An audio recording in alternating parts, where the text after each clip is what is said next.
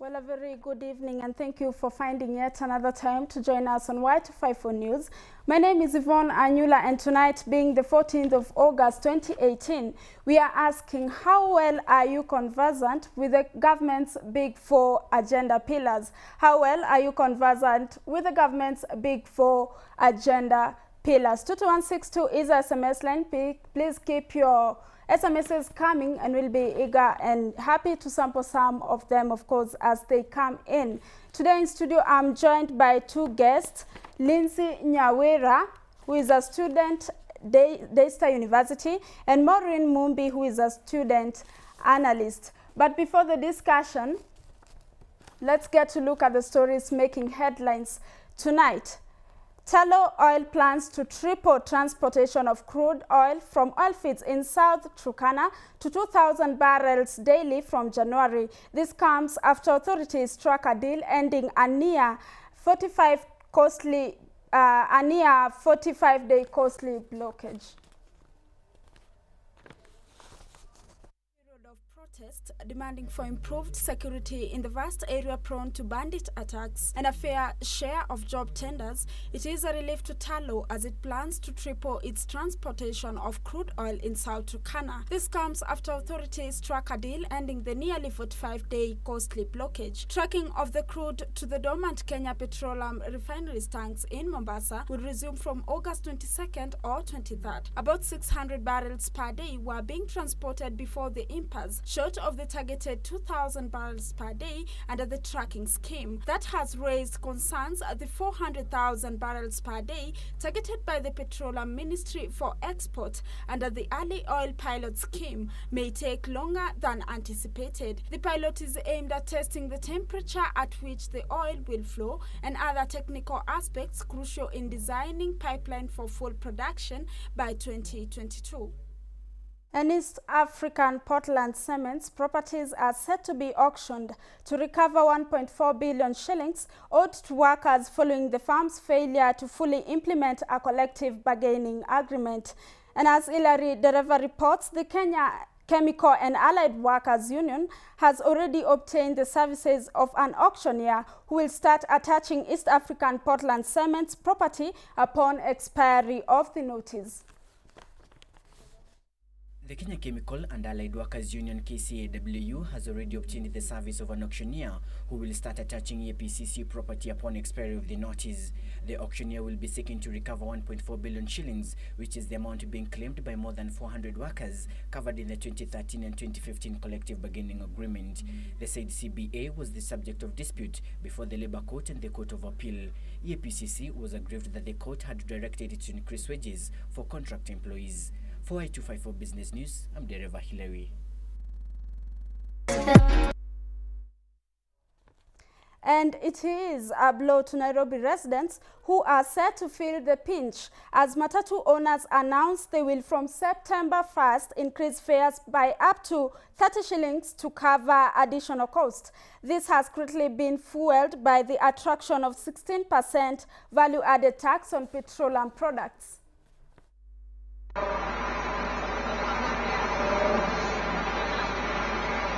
Nairobi motorists are set to pay a record of 130 shillings per litre of petrol, or about 17 shillings more beginning next month. This comes after Treasury imposed taxation rates to fuel, which translates to an added cost to public service vehicle operators. Treasury Principal Secretary Kamau Thuge last week confirmed that petroleum products will start attracting the tax on September 1st, in line with Kenya's promise to the International Monetary Fund 2 years ago. At prevailing prices, diesel used to power commercial vehicles such as buses and tractors will cost 119 shillings a litre after adding the tax. The increase in prices at the pump will be felt countrywide. And Kenya earnings from coffee dropped by 700 million shillings, sorry for that, in 10 months to July compared with the same period last year on account of low international prices.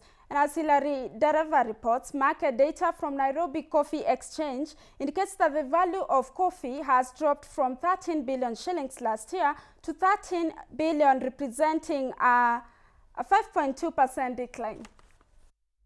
Kenya sells more than 95% of its entire coffee to the New York Coffee Exchange, making it vulnerable to international prices. The volumes offered for sale increased to 31 million kilos during the review period from 29 million kilos in corresponding period last year. The country seeks to revive the once vibrant crop with the formation of Kenya Coffee Platform, an initiative that brings value chains players together to develop a common approach and strategy to address the issues affecting the industry in the country. Kenya is also seeking to raise the amounts of coffee roasted locally from 5% to 10% annually over the next 5 years. The main crop from the farmers, which mainly comes from central Kenya, is expected at the auction later in the year. For Y254 Business News, I'm Dereva Hilary.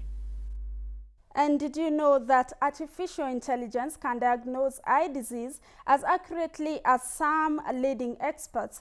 A study in London and the Google company found that a machine could learn to read complex eye scans and detect more than 50 eye conditions. For this and other stories, here is our technology roundup.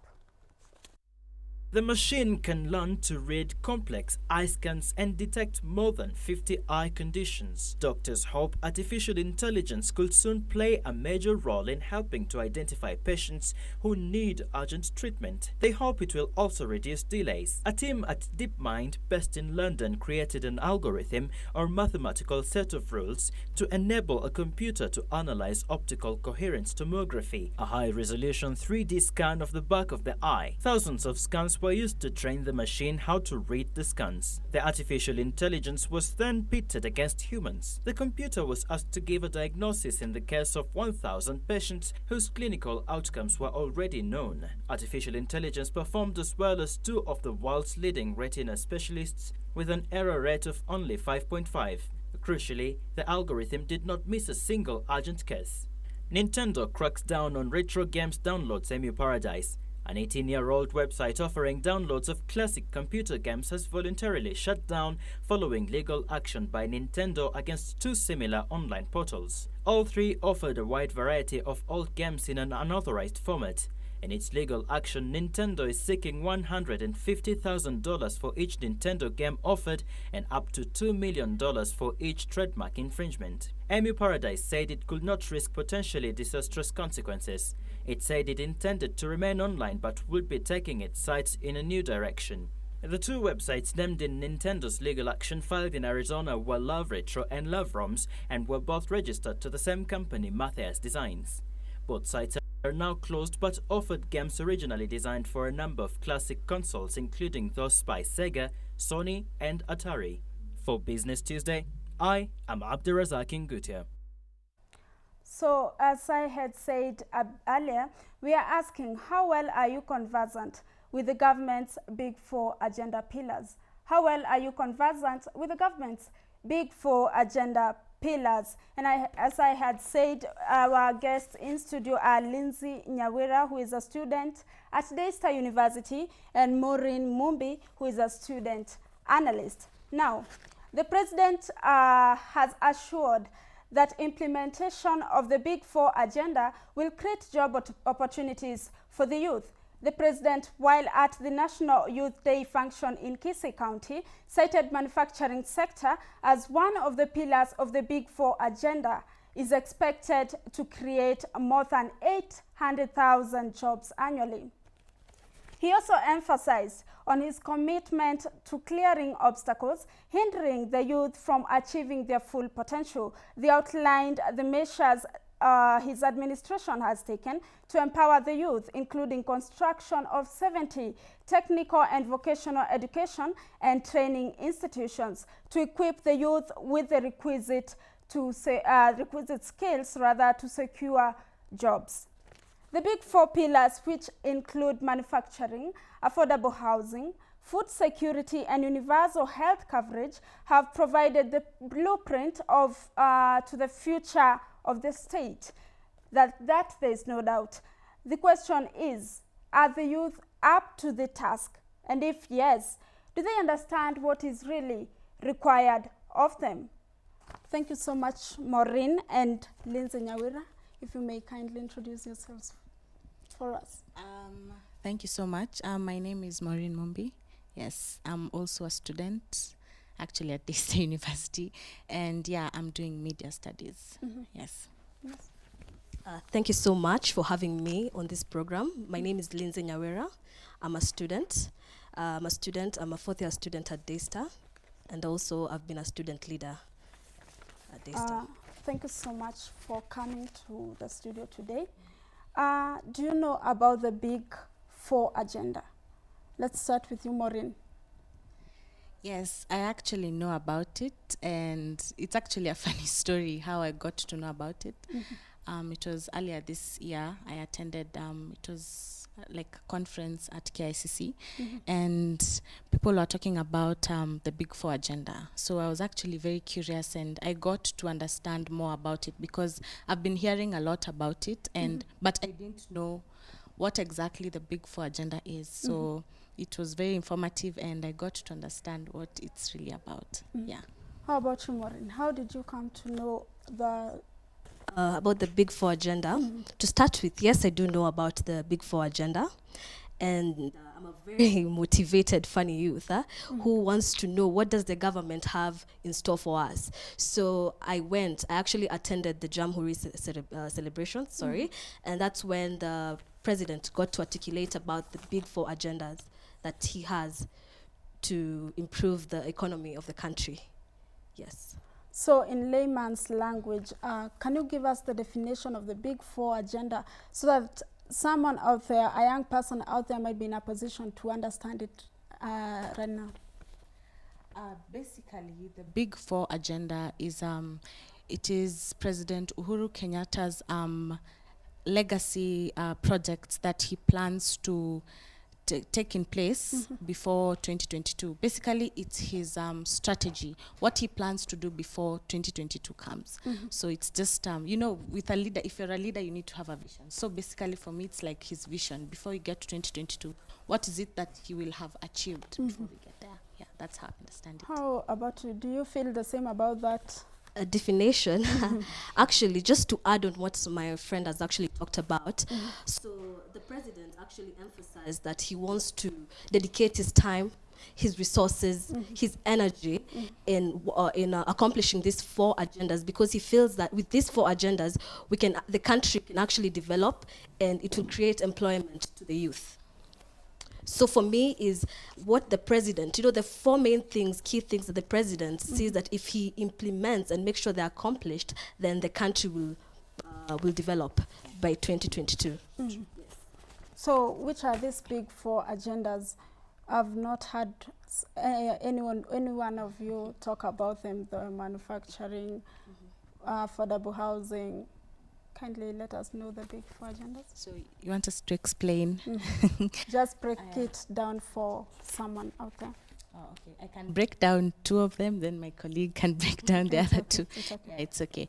I can break down, there are four actually. There's, as you had mentioned earlier, there's manufacturing, there's food security, there's health, and there's housing. So in terms of manufacturing, the Big Four agenda tries to ensure that there is quality products, especially when it comes to the export and the import market.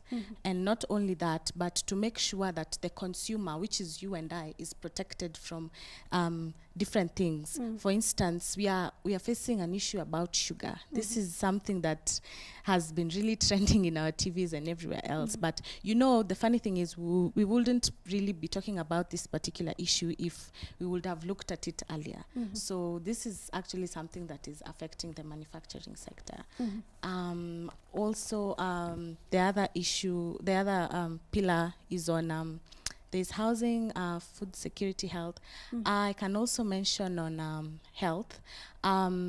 He plans on, according to, I was reading the draft policy for 2018, and he mentioned something on ensuring that every citizen here in Kenya has access to proper medical services. Health is a very vital issue here in Kenya, and if everyone is safe and if everyone has enough medical attention, especially our mothers who in the maternity wards and other areas, if anyone has that, then we are secure as a country. So yeah, that's how I understood it. Maureen. Okay, so I will take over the two pillars. I will start with affordable housing. you find that these days people struggle. People struggle to pay rent, but the president actually articulated very clearly and said that he will work hand in hand with the private sector to make sure that the middle class people, the low income people can actually afford houses. How will he do this? By ensuring that, yes, you can buy a house and deposit. The deposit is a bit lower and prolong actually the years of pay. And also, he also made a promise of establishing 1 million houses to actually cater for the people who can't afford affordable housing. The other one is food security. You see that the country is growing, and we need food. Actually, I think without food, then all these pillars are useless, because without food, that means that the nation is not active. You don't have energy to produce, and you need that energy to produce. So he came up with some of ideas of how he's going to actually ensure that we have food, constant supply, and food is available, and actually healthy food to sustain this economy. And through this, he came up with some of ideas, for example, having to implement things like land consolidation. This is discouraging land subdivision, whereby you have land consolidation, whereby you have a large piece of land, and this will encourage large-scale farming. And this large-scale farming will be able, you can be able to produce a lot of food for people.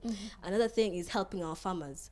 Some of the reasons why the farmers are suffering is because maybe they're not being supported with fertilizers. The cost of production is very expensive. The storage facilities, a lot of food is getting spoiled in the granaries and stuff like that. If we can come up with technologies to actually store that food, then we can actually curb this situation. You see?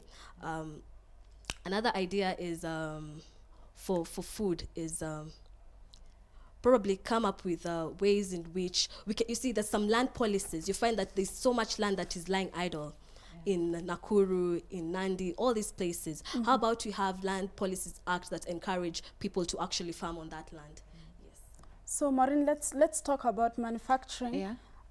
Do you think that the youth, especially in this country, will be willing to take up manufacturing, bearing in mind, or to involve themselves in manufacturing, bearing in mind it's not a white-collar job? Yes, I think they can. For instance, I actually even have a friend who has ventured in farming. Nowadays, it's not like the time we used to have, like farming was meant for someone else. Nowadays, the youth have actually become very active in these particular sectors. You find that someone comes up with a small business. A friend of mine does, what is it called? Hoho. In English, it's called, basically, hoho, tomatoes. She does that kind of agricultural sort of business. So what she does, she delivers these things, and it's actually a small business. And actually, this is actually contributing to the growth of this economy. It might contribute as a very small percentage, but it's a plus. So I think we are more open. We are not closed-minded the way we used to be right now. Nowadays, we have realized our true potential, and we're not just waiting and sitting around to be given jobs and being told, come, this is a job, go work. We are actually going to look for the jobs ourselves. Would you involve yourself in manufacturing yes, in the first place? Yes, the achievement of the Big Four Yes, agenda? I think I can. Maybe in terms of textile, I think I can maybe learn something, a few things here and then, maybe venture in it. Why not? Okay, let's get why not? to hear what Lindsay is thinking about that. Okay, what I know, I'm a youth, and I know one of the problems we have is having jobs that's hand to mouth. You get your salary, you pay, then you have nothing left. So how about we have these industries? We encourage these investments. That means a better Kenya. That means a better income. I'm telling you, I can even go work there. I will lift those. Whatever, I lift them, so long as you're giving me, a good salary, that can cater for my needs. So according to you, Lindsay, it's only the platform that the youth have not been given. It's not that they are not willing to involve themselves with these activities. what I'd say is we have one very major problem, which is corruption. You find that we as a community, we've taken in corruption, and it's like a normal thing. Such that, Which is not. Yeah, such that for you, if you know the who is who, you're able to get it. Yeah. And what happens to that common Wanjiko or Maura who does not have these leads? You see, you will not True. go for this, because you know for you to see this person, you need some facilitation fee. So I feel that if we can be able, if these opportunities can be given to all of us, and then the corruption, we actually kill corruption, people would go for these things. So finally, as we wrap up, let's as we conclude this talk, rather, Yes. how can young people incorporate themselves in the big four pillars of the government in order to positively contribute to the achievement of the big four agendas, basically, and contribute positively to the economy? I think as a youth, first of all, we need to be that voice. As she had mentioned earlier, corruption has become a very rampant issue here in Kenya. And if we sit down and see that person, for instance, money sometimes it's allocated to different organizations or institutions rather, and this money, it's given, but the circulation doesn't get to the right person who has actually earned that particular money. So if we just sit down and look at these people doing these things and not saying stop corruption, then we cannot do anything. So first of all, as the youth, we need to be that voice to tell this corruption so that we can stop corruption. Second, we can venture into small businesses, as I had mentioned earlier. You know, these small businesses can actually contribute a very huge amount to the growth of this economy. Because if I start a small business and become creative, with time, I will actually grow my business and it will contribute positively to the economic growth of this country. Yes, that's what I think. Lindsay, your final word, actually. So I'd urge all the youth to actually walk the talk. You see, we have to remove all this negativity and we have to move forward, because be the change you want to see in this world. For example, now the government is giving opportunities to the youth, for example. So if you're creative enough, trust me, you can get an opportunity out there. Why are we still importing things like plastics? Don't we, you know, these minds that we have, can't you just come up with something creative? Go get the jobs. Now I can tell you, people are actually investing. You see, the president is actually implementing what he said. You see, but you see, some of the youth are not in the know. They don't even know about the big four agenda. So you need to, you see, the government will not chew these things for you. You need to get out there, get out of the cocoon and get these things and get this information and fight for it. And like my friend said, also fight corruption. So thank you so much for coming through. At least you've shed some light for the young people that are out there and do not know anything about the big four agenda. Thank you so much for coming through. As we had mentioned earlier, 22162 is a SMS line. 22162 is a SMS line. Begin with the word Y News. And you can also find us on Twitter at Yvonne Anula, at Y254 channel. The hashtag is Y254 updates. You can still be part of this conversation by simply sending a text. Now, as we move on, Kenya cannot export milk and palm oil to Zambia because Zambia feels Kenyan milk is not fit for consumption. And as Miriam Masava reports, this is among the non-tariff barriers which remain the greatest challenge for COMESA member states. Take a look.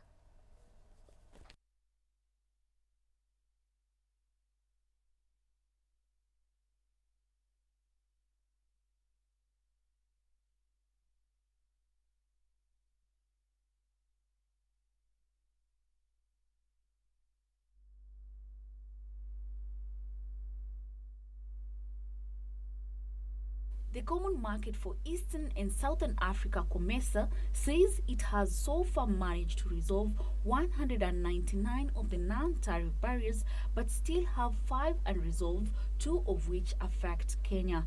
However, non-tariff barriers still remain the greatest challenge to trade across African countries.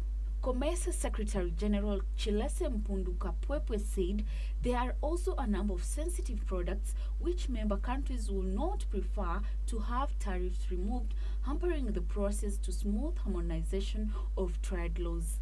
Kenya is among the affected countries by not being able to export palm oil and milk to Zambia. The 22 countries are on a 2-day meeting as part of effort to give guidance and coordinate regional and national custom procedures and specifically custom-related issues. Meanwhile, Postbank Kenya has rolled out mobile banking service targeting small saving groups. The service, dubbed M-Chama, will allow users to access loans at a touch of a button. The service is expected to make banking experience easier for individuals with group savings will not be required to physically visit the bank's branches or ATMs to transact their group's business. With close to 2,500 groups registered and expect to recruit 3,500 groups by the end of the year, M-Chama is the latest addition to the bank's mobile and internet services. Finally, drama ensued at a market in Limuru town after unhappy traders defied an order to relocate to a modern structure that had been constructed by the county government. The traders claimed that the government failed to honor its promise to construct a market big enough to accommodate them all and are now forced to squeeze into a small space. Miriam Masava, Y254 Weekly Roundup. Thank you so much for being part of this bulletin tonight. Let me see you next time on Tuesday as we discuss our other topic. I now leave you with the Nairobi security exchange rates as well as foreign exchange rates. Do have yourselves a great night ahead.